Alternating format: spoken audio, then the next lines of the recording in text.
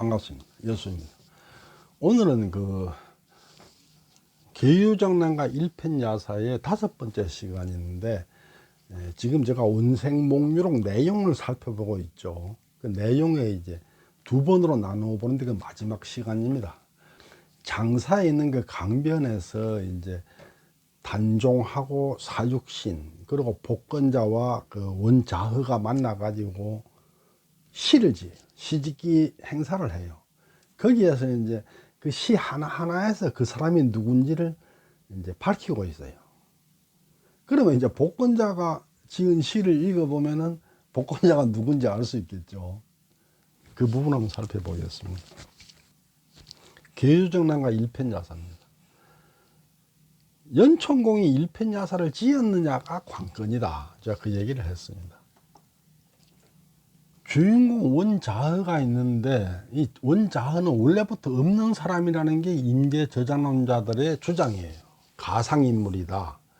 이 원생목류록의 불원서적이기 때문에 숨기려고 한 것이다 그러는데, 이 자허는 무항의 자예요. 그러니까 불원서적이라고 숨긴다면서 무항의 자를 거기다 적어버리면은 이게 말이 안 되는 거죠. 그러면은 그건 결국은 무황을 구렁텅이로 몰아넣는 모함하는 거가 되겠죠. 주인공을 감추려고 생육신의 자를 사용한다는 게 말이 되겠습니까? 불원죄를 뒤집어 씌우는 거죠. 즉 이것은 무황이 자기의 자를 이용해 가지고 무황이 자기의 자를 직접 적어서 지은 자전소설이라는 증거입니다. 복권자와 사육신이 만난 얘기를 했습니다. 복권자가 꿈에 장사에 있는 강변, 장사는 지금의 창샤, 저기 중국 호남성의 수도죠. 동정호 남쪽에 있는 도시, 큰 도시예요.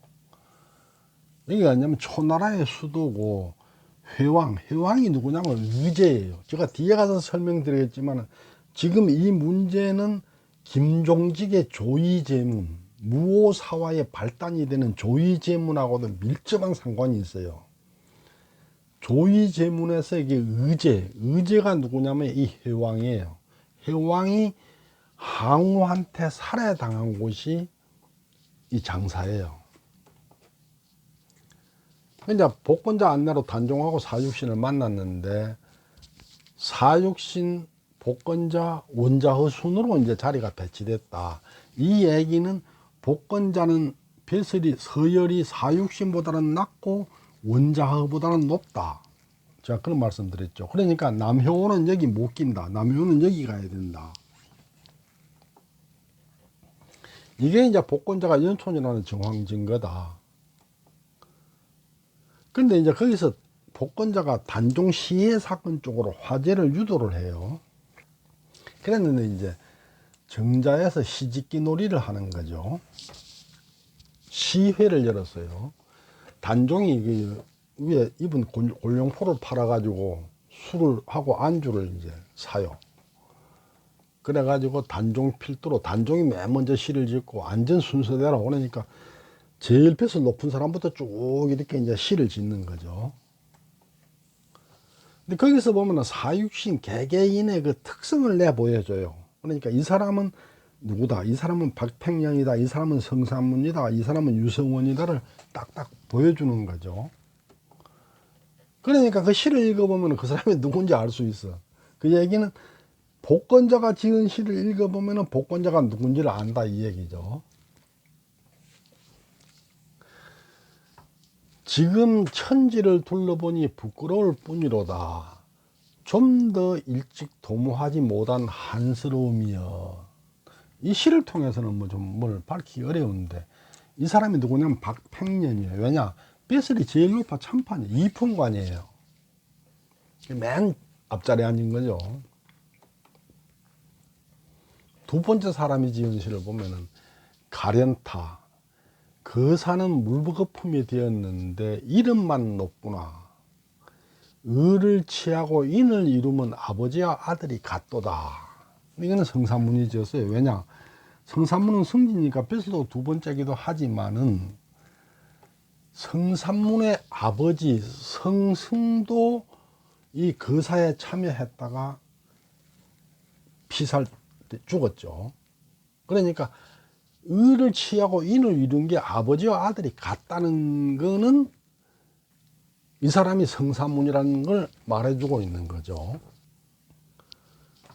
이내 몸 한 번 죽음이야 어찌 말할 것이 있으랴. 그때 임금께서 침땅에 계신 것을 통곡하노라. 이건 하위지가 지었다고 말하는데, 이거는 하위지는 그 당시 참의 벼슬이 그 다음 벼슬이에요. 여기 보면 침하는 지명이 나오는데, 침이 어디냐면은 초나라 회왕이 주제지, 살해당한 자리예요. 거기 있다가. 그런데 거기를 영월 청령포를 은유하고 있다, 이렇게 볼 수 있죠. 죽을 때 시 한 수는 그 말도 좋았거니 두 마음 품은 이를 부끄럽게 여기노라. 이걸 이계가 지었다, 이렇게 보는데, 왜냐하면은 이계는 그 거열형을 당했죠. 거열형을 당할 때 시를 한 수 지었어요. 임사절필하고 말하는데, 죽을 때 시를 지었어요. 이계는. 천만년을 두고 가장 부끄러운 일이라면은 일찍이 집현전에서 포상조서를 쓴 일일세. 이거 유성원이 지었다, 이렇게 보는데, 왜 그렇게 보느냐면은 유성원이 그 집현전에서 숙직하다가 잡혔어요. 그래고 이제 계유정난이 일어났는데, 그 계유정난의 공신들에 대해서 포상조서를 쓰라고 강요를 하니까 못 이겨서 그걸 썼는 거죠. 그래서 이걸 보면은 이 시를 쓴 사람이 유성원이다, 이걸 알 수 있는 거죠. 그러면 이제 복권자가 지은 시를 보면은 이 사람이 누군지 알 수 있겠죠. 개개인, 사육신 개개인 명의로 저자가 지었어요. 이거 뭐 사육신이 진짜 지은 게 아니고 저자가 이제 소설에서 이렇게 지은 거죠. 그 개개인의 특징을 시에서 이렇게 표현한 거죠.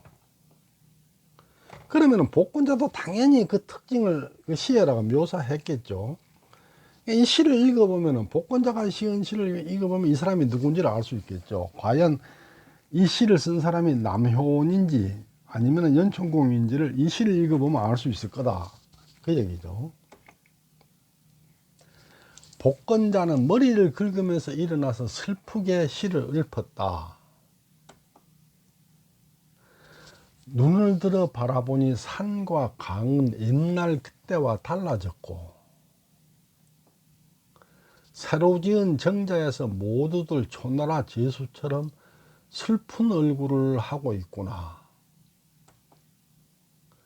나라가 흥하고 망하는 일에 마음 깊이 놀라고 간장은 찢어지는데,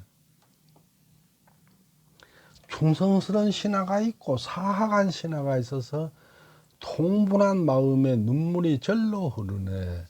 충성스러운 신하라는 것은 사육신을 말하는 거죠.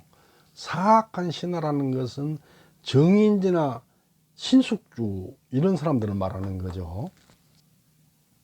윤리에서 부는 맑은 바람에 월량은 늙어가고, 그래서 월량은 도연명을 말하는 거고, 윤리는 도연명이 그 응거했던 마을 이름이에요. 수양산 차가운 달빛 아래 백인은 굶주르네. 백인은 그 주나라 무왕이 그 상나라를 없애려고 할 때 반대했던 사람이에요. 그래가지고 수양산에 들어가서 이제 그 살았다 해가지고 굶어 죽었다, 뭐 그렇게 얘기를 하죠.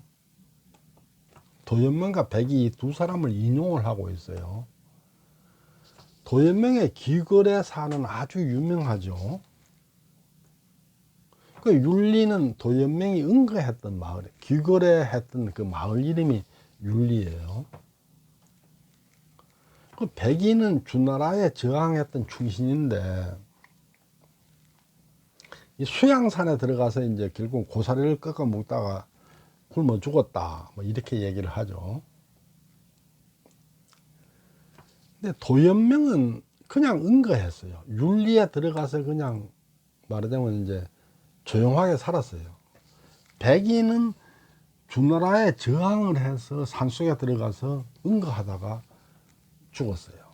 그러니까 도연명의 응거와 백이에 은 거는 내용이 달라요. 같은 게 아니에요.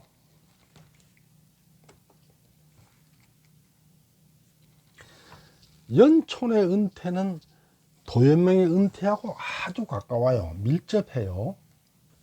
그래서 조선 후기 글을 보면은 연촌의 은퇴를 도연명의 은퇴에 비유한 글들이 굉장히 많아요. 두 분이 비슷하기 때문에.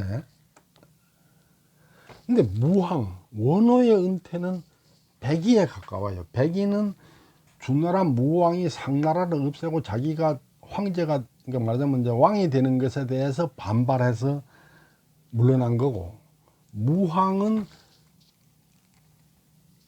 계유정난을 일으켜 가지고 수양대군이 정권을 잡는 거에 대해서 반발해서 물러난 거니까, 무황의 은퇴는 백의에 가깝고 연촌의 은퇴는 도연명에 가깝죠. 근데 연촌은 도연명하고 연촌을 비유한 글이 조선 후기에 굉장히 많이 나오죠. 근데 복권자가 도연명하고만 같으면은 뭐 그런데 백의하고도 같은 사람이야. 그러니까 도연명과도 같고 백의하고도 같아야 돼요. 그러면 이제 연촌의 은퇴는 백의하고는 약간 달랐잖아요. 그러면 연촌이 백의하고 같아지는 그런 모멘텀이 있어야 되는 거죠. 즉 연촌이 백의하고 연결되는 저항운동이 있어야 된다, 이렇게 말할 수 있어요. 여기서 이제 그 저항운동 얘기가 나오는 거죠. 내가 지어놓은 일편야사가 있어서 후세의 길이 전하리니, 즉 일편야사를 내가 지었다 이거예요. 영원한 세월 속에서 누가 착한 사람이고 누가 나쁜 사람인지를 가르쳐주는 스승이 되리로다. 즉 내가 지은 일편야사를 통해서 사육신은 왜 착한지, 신숙주 그 사람들은 왜 나쁜지를 가르쳐주는 스승이 될 거다. 천추응위 선악사 이랬어요. 연촌의 저항과 일편야사. 복권자는 일편야사를 지은 사람이에요. 여기에 대해서 이의를 제기하는 학자는 한 명도 없어요.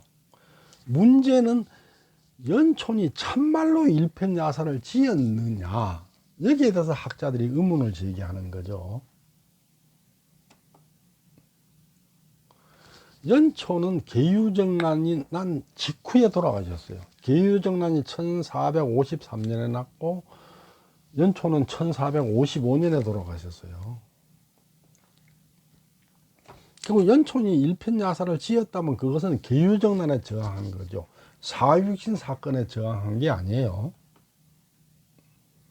근데 연촌이 계유정난에 저항을 했기 때문에 백의하고 연결되는 거예요. 만약에 연촌이 계유정난에 저항하지 않았다면 백의하고 연결이 안 돼요. 그 고리가 끊어지는 거죠. 그런데 저는 계유정난 직후에 전주에서 연촌이 일편야사를 지었다, 그렇게 보고 있고, 그 근거를 제가 설명하려고 하는 겁니다. 즉 연촌은 전주에서 일편야사를 지어 놓고 돌아가셨다, 그 얘기를 하는 거죠.